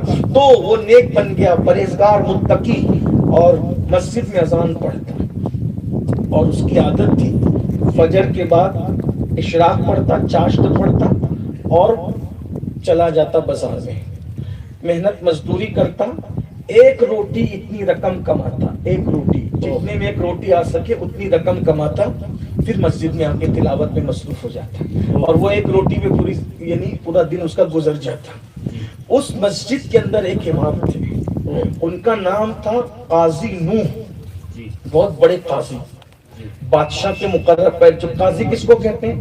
جو چیف جسٹس ہوتا تھا، جج، اس کو قاضی کہتے تھے. تو قاضی صاحب جو جج صاحب تھے وہ مسجد میں امامت کرتے تھے. ان کا نام تھا نوح، اور اسی مناسبت سے ان کو لوگ قاضی نوح کہتے تھے. تو قاضی نوح کی ایک بیٹی تھی، ایک لوتی بیٹی تھی، بڑی نیک تھی، پارسا تھی، پرہیزگار اور متقی تھی. تو قاضی صاحب سوچتے تھے کوئی لڑکا مل جائے، کوئی لڑکا مل جائے. بیٹی کے لیے باپ پریشان ہوتا ہے نا، کوئی لڑکا مل. ہم بھی چاہتے ہیں بچی اگر پرورش پا رہی کوئی لڑکا مل. ہمیں کیسا لڑکا چاہیے؟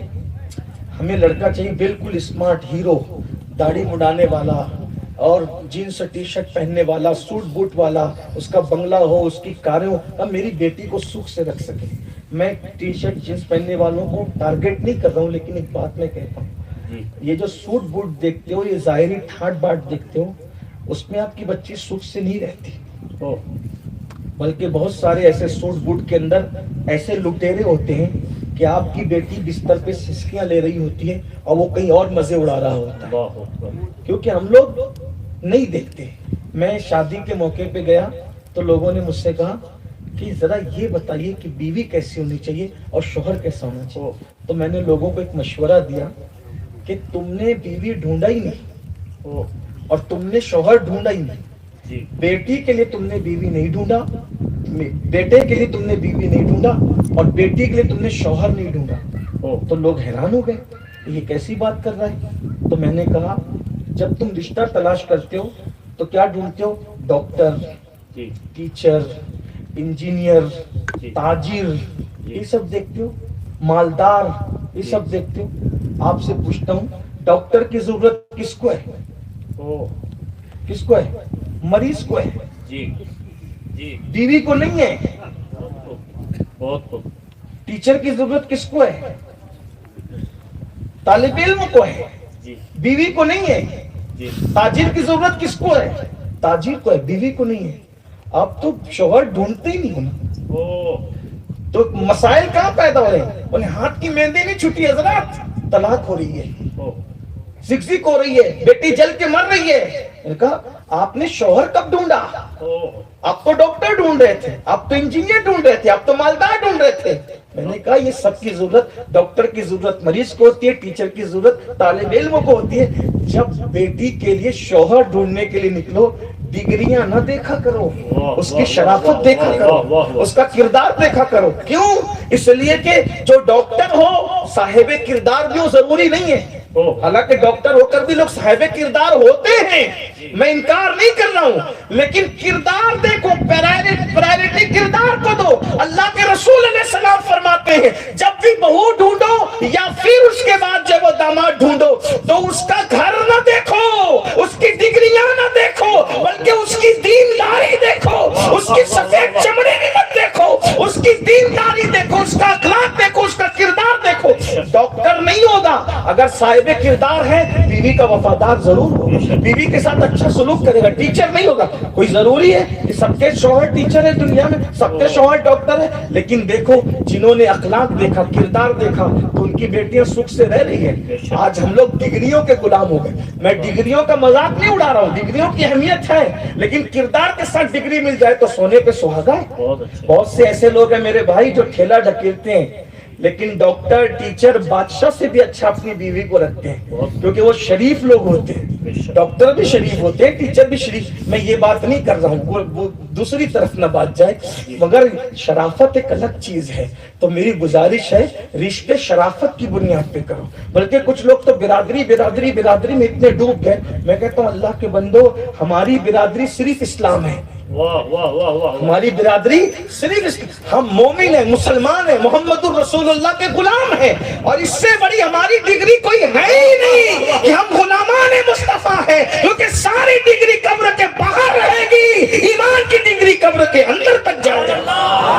ان ڈگری کو دیکھو، سپاہی سپاہی کے ساتھ کر رہا ہے، منصوری منصوری کے ساتھ کر رہا ہے، مرزا مرزا کے ساتھ کر رہا ہے، پٹھان پٹھان کے ساتھ کر، یہ سب کچھ ہو رہا ہے. میں کہتا ہوں اگر مومن دیکھ لیا ہوتا نا ایمان اور صرف ایمان، تو آج یہ حال نہ ہوتا.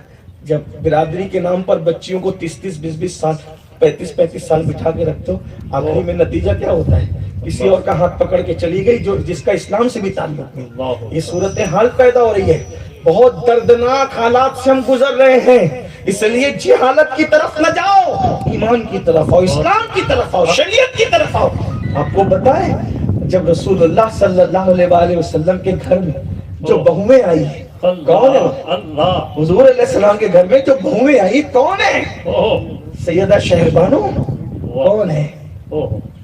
کنیز بن کر آئی تھی. حالانکہ وہ کنیز تھی نہیں، وہ تو بادشاہوں کی بیٹی تھی، کنیز بن کر آئی تھی. اور ان کے ساتھ 2 بہنیں اور بھی تھی، 3 بہنیں اور بھی کنیزیں تھیں. فاروق اعظم نے کہا بیچ دو ان سب کو. मौलाए कायनात ने कहा, अमीरुल मोमिनीन, ओह बादशाहों की औलाद के साथ ऐसा सुलूक नहीं कर सकते, अल्लाह, एक काम करो, ये मुझे दे दो, ओह ये मुझे दे दो। जी, मौलाए कायनात ने ले ली। ओह लेने के बाद कहा, एक बेटी मेरे घर की बहू बनेगी, वाह वाह वाह, एक बेटी अबू बकर सिद्दीक के घर की बहू वाह, बनेगी, वाह, वाह। और एक बेटी उमर इब्न खत्ताब के घर की बहू बनेगी। वाह वाह वाह वाह, तीनों शहजादियों को तीनों घर में दे दिया।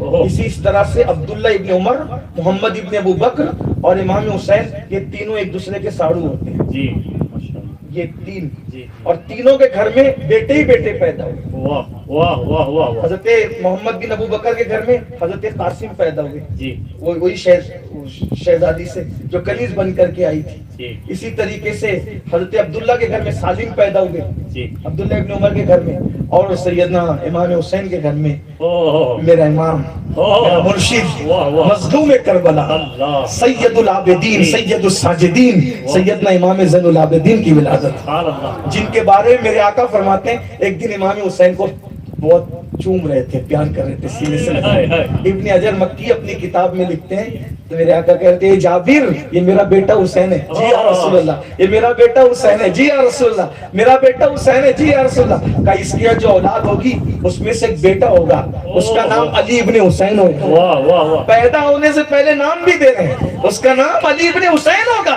और पता है, जो मेरा बेटे के घर बेटा पैदा होगा अली इब्न हुसैन, उसकी शान क्या होगी? कयामत के दिन अर्श के नीचे से आवाज आएगी, कहाँ है सैयदुल आबिदीन, कहाँ है सैयदुस साजिदीन? तो उस वक्त कोई और नहीं, मेरे बेटे का बेटा अली इब्न हुसैन उठ करके खड़ा होगा।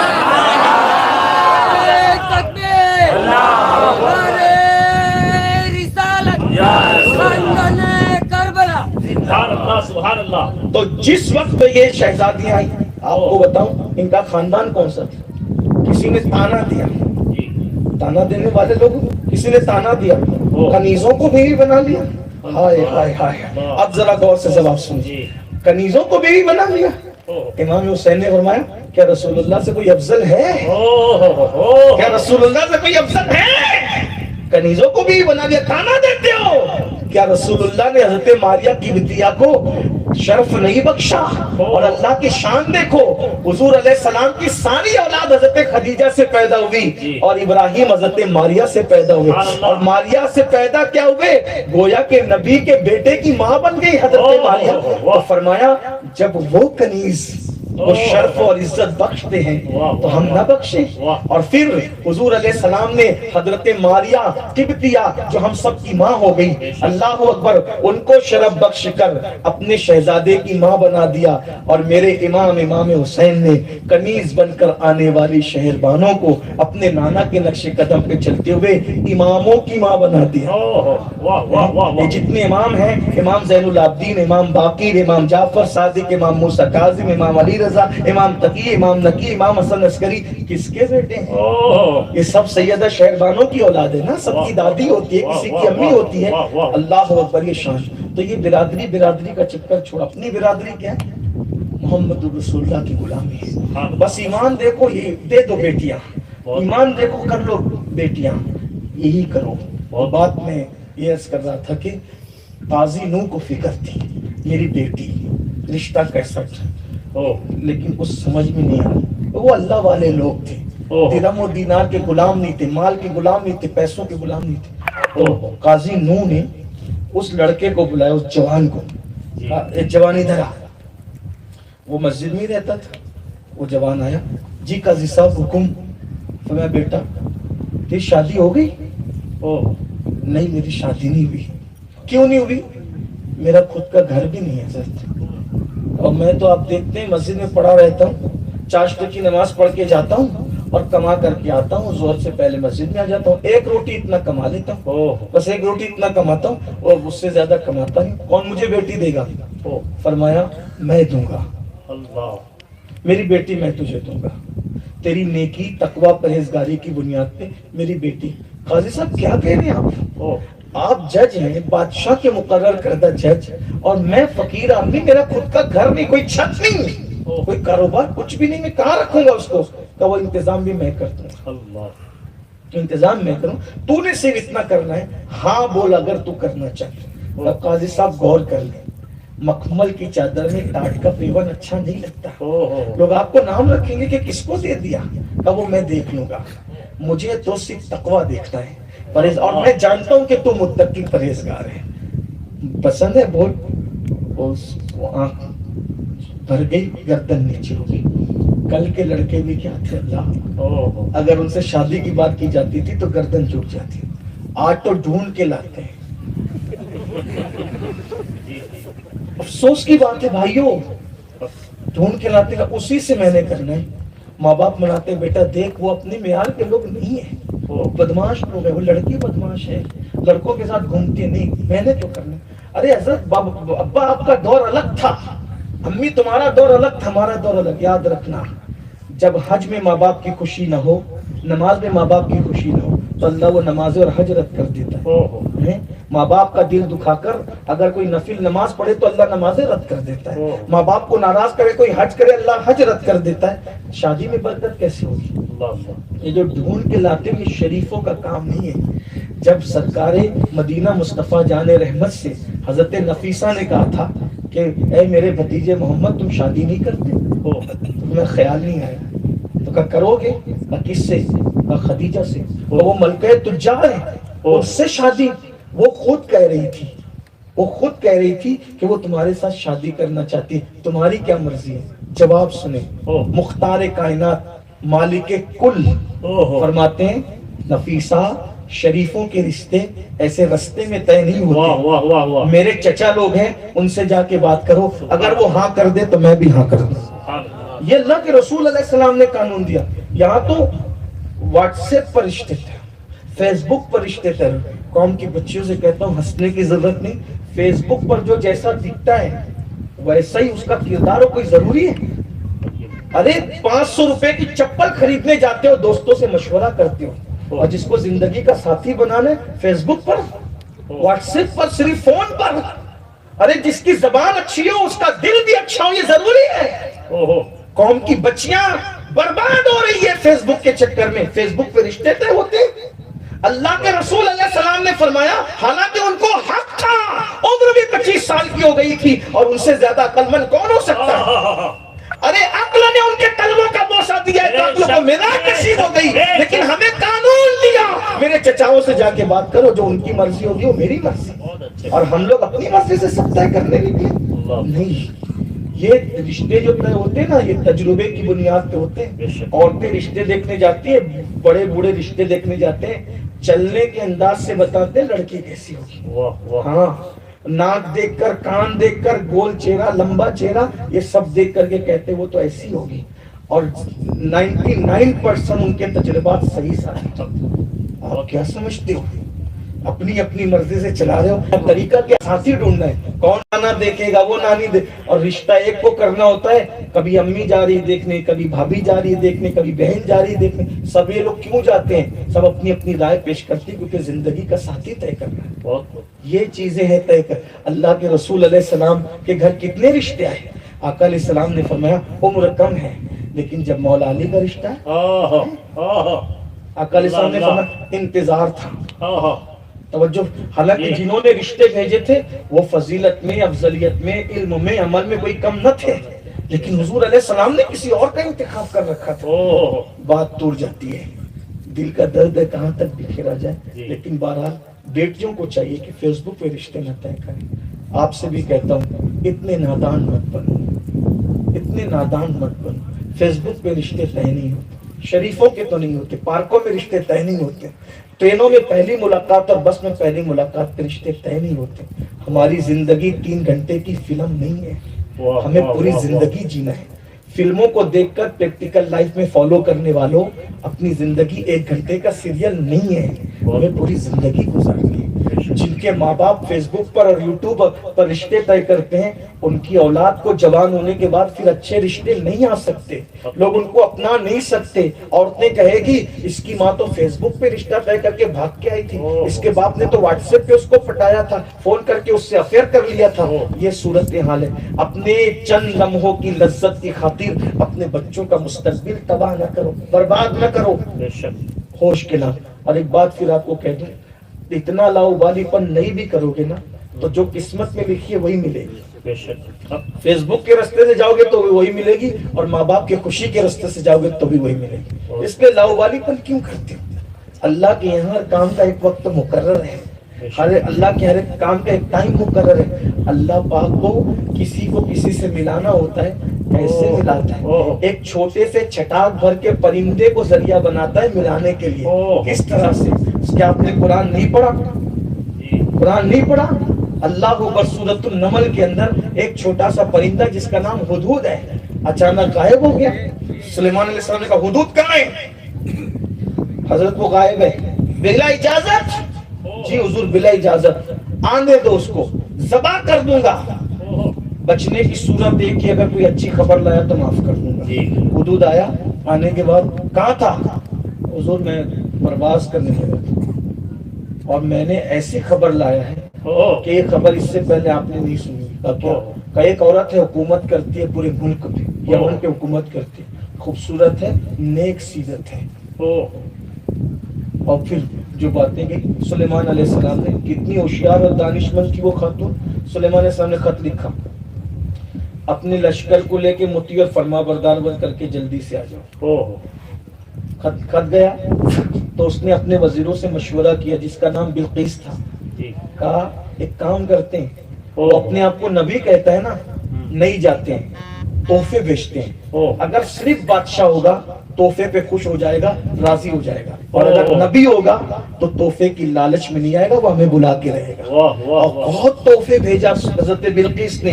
سلیمان علیہ السلام نے کہا ہمیں یہ تحفے نہیں چاہیے. ہم نے کہا نا کہ آؤ اسلام قبول کرو, آؤ مطیع اور فرما بردار ہو جاؤ. تب اس نے کہا کہ یہ واقعی نبی ہے. کتنی خاتون ہوشیار تھی. حضرت سلیمان اور بلقیس کو ملانے کے لیے کون بہانہ بنا؟ ایک چھوٹا سا پرندہ چھٹاک بھر کا. اللہ کو ملانا آتا ہے. آپ نے کبھی سوچا جس کے بھائی نبی کی اولاد, بھائی یوسف علیہ السلام کے بھائیوں کا جو ذکر ہوتا ہے تو وہ بھی تو اولاد نبی تھے نا. آخر بھائی اتنے بے مروت کیسے ہو گئے کہ بھائی کو کنویں میں ڈال رہے, بیچ رہے؟ ایسا ہوتا ہے. لیکن خدا کی شان, ایک رنگ یہ تو ہے کہ انہوں نے ان کو حسد ہو گیا تھا, لیکن ایک حکمت یہ بھی ہے. اللہ کے احکام میں حکمت ہے.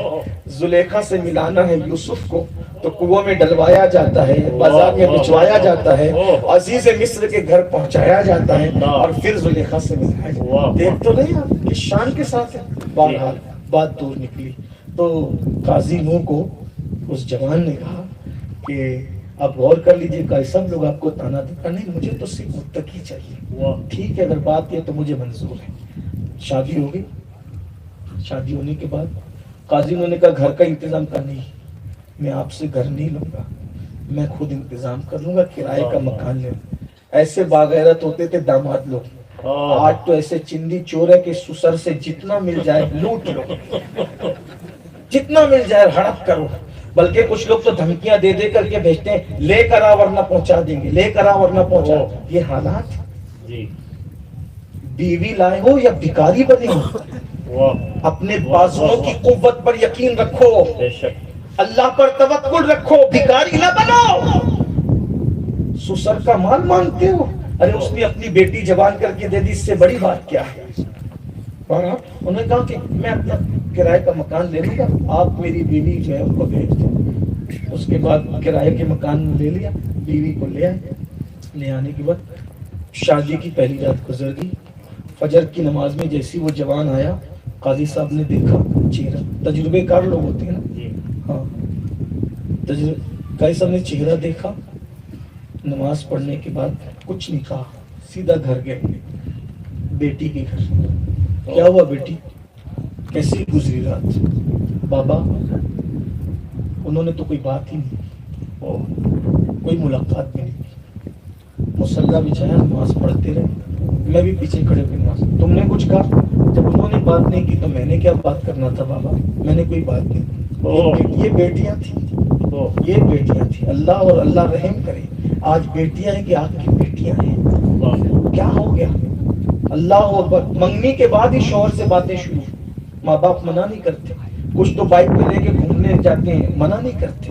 انا للہ و انا. چھوٹے چھوٹے دیہات میں ایسا نہیں ہے, بڑے بڑے شہروں میں ایسا ہے. اور منگنی سے پہلے سب کچھ ہو جاتا ہے. پھر شادی کے بعد طلاق کی نوبت آتی. بعض لوگ منگنی کے بعد سب کچھ کرنے کے بعد رشتہ ہی توڑ دیتے. لڑکی کو کہیں کا رکھتے ہی نہیں. ذمہ دار کون ہے؟ ماں باپ. ذمہ دار کون ہے؟ سیریل کی نقل کروانے والے ظالم ماں باپ. گھر کی بھاوجیں، بڑی بہنیں جو روک نہیں لگاتے. ہمارے یہاں منگنی کے بعد کوئی لڑکی بیوی نہیں بنتی، بلکہ ابھی یہ اویس میں یہاں بیٹھا ہوا، یہ نوشاد. کب ہے بیٹا شادی؟ کل ہے. سب لوگ آ گئے، منڈپ لگ گیا، کتنی سب رسومات ادا ہو گئی، ہار بھی پہن لے. ابھی بھی وہ لڑکی جس کے ساتھ ان کا رشتہ ہونا ہے ان کی بیوی نہیں ہے. جیسے ہر آج اجنبی لڑکیاں ان کے لیے حرام ہے، ویسے وہ لڑکی بھی ابھی تک حرام ہے. کب تک؟ برات بھی آ گئی، سہرا بھی ہو گیا، قاضی بھی بیٹھ گیا، خطبہ بھی پڑھ لیا گیا، کلمے بھی پڑھا دیے گئے، ابھی تک کہ وہ جیسی حرام ہے جیسی تھی. کب تک؟ جب تک یہ اس کو قبول نہیں کر لیتے. قبول کیا تب حلال ہوگی. یعنی دیکھ رہے ہیں آپ سب کچھ. آج تو منگنی کے بعد جو کچھ ہو رہا ہے سیریلوں کی بنیاد پہ. سیریل جو تباہ کر رہے ہیں اللہ رحم فرمائے. اور سیریل گھر گھر عام ہے. سیریلوں پر کون روک لگاتا ہے؟ لوگ تو کہتے ہیں ارے مولانا یہ تو سب گھریلو. یہ گھریلو نہیں ہے، یہ میٹھا زہر ہے. میٹھا زہر جو ہمارے معاشرے کو تباہ کر رہا ہے. سیریل دیکھ کے ہم زندگی گزاریں گے. جس کے پاس سیدہ فاطمہ الزہرا کی زندگی، جس کے پاس سیدہ خدیجہ کی زندگی، جس کے پاس اماں عائشہ صدیقہ کی زندگی، اور مردوں میں مصطفیٰ جان رحمت کی زندگی، صدیق اکبر، فاروق اعظم، عثمان غنی، مولا علی، سعد، سعید، طلحہ، زبیر، اشرف مبشرہ کی زندگی. ان زندگیوں کو چھوڑ کے ہم سیریلوں سے دیکھیں گے زندگی. نہیں، تباہ کر لو. گھر گھر کو جو آگ لگ رہی ہے اس پہ کنٹرول آپ کو کرنا پڑے گا. صرف جلسہ سن کر گھر مت جائیے، کچھ عمل کے میدان میں بھی.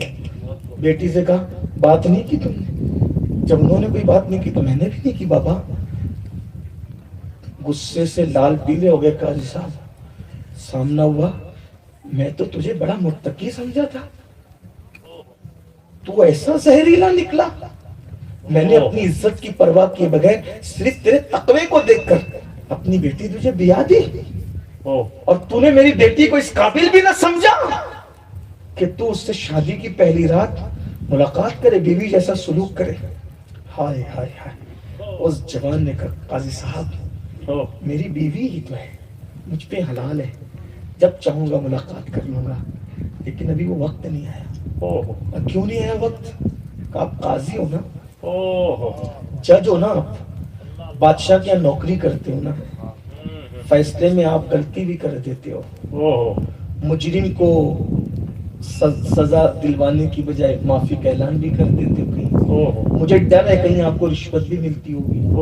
مجھے ڈر ہے بادشاہ کی جو تنخواہ ملتی ہے اس میں حلال اور حرام سب کی آمیزش ہو جاتی ہوگی. اس لیے کہ میں نے زندگی جینا ہے نا قاضی صاحب، میں نے جب بیج بونا ہے تو پیور پیور، اس لیے کہ مجھے صالح اولاد چاہیے، نیک اولاد چاہیے. اب تک آپ کی بیٹی کو آپ کھلاتے پلاتے رہے جو میرے نزدیک حرام تو نہیں ہے لیکن ڈاؤٹ فل ضرور ہے. وہ میری بیوی ہے، آپ نے کھلا کھلا کر اپنی غذا کا رنگ چڑھایا نا، مجھے اس پہ اطمینان نہیں. میں یہ نہیں کہہ رہا کہ آپ نیک نہیں، آپ بہت نیک ہے قاضی صاحب. میں یہ نہیں کہہ رہا کہ آپ حرام کماتے، بالکل نہیں، لیکن مجھے اطمینان نہیں ہے کیونکہ آپ بادشاہ کے نوکر ہیں، بادشاہ کی نوکری کرتے ہیں.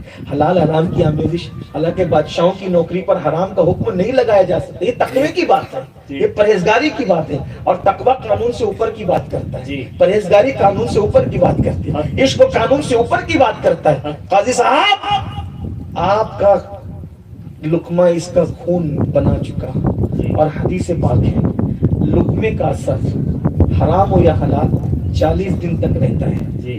تو اب میں اس کو اپنی محنت، پیور محنت کا کما کے پہلے 40 دن تک کھلاؤں گا. آپ کے لقمے کا اثر ختم ہوگا اور میرے لقمے کا اثر چڑھے گا، تب میں اس سے ملاقات کروں گا تاکہ میرے گھر اللہ نیک اولاد عطا فرمائے. اللہ اکبر.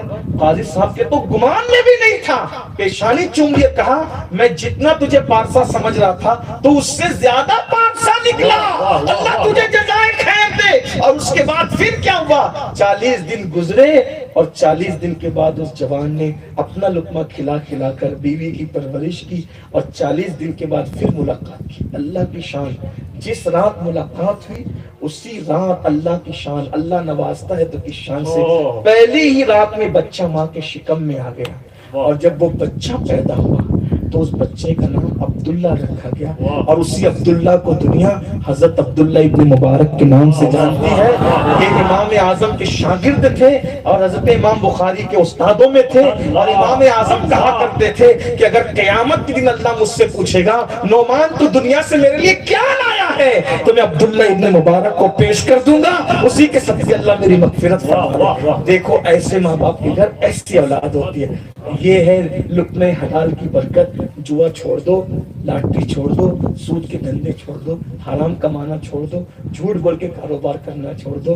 یاد رکھنا تم جاہل ہو، ان پڑھ ہو، گوار ہو، کچھ بھی ہو، حلال کھلاؤ گے، حلال کماؤ گے، اللہ تمہارے گھر میں ولیوں کو پیدا کرے گا، اللہ تمہارے گھر میں علماء کو پیدا کرے گا۔ حلال لقمے کی تاثیر بیان ہی نہیں ہو سکتی۔ آقا علیہ السلام فرماتے ہیں طلب الحلال فریضۃ علی کل مسلم، ہر مسلمان پہ حلال کا طلب کرنا یہ فرض قرار دیا گیا ہے۔ اللہ تعالی ہم سب کو توفیق بخشے، مجھے بھی، میری نسلوں کو بھی، آپ سب کو اللہ رزق حلال عطا فرمائے۔ گفتگو کے درمیان کوئی غلطی ہو تو اللہ معاف کر دے۔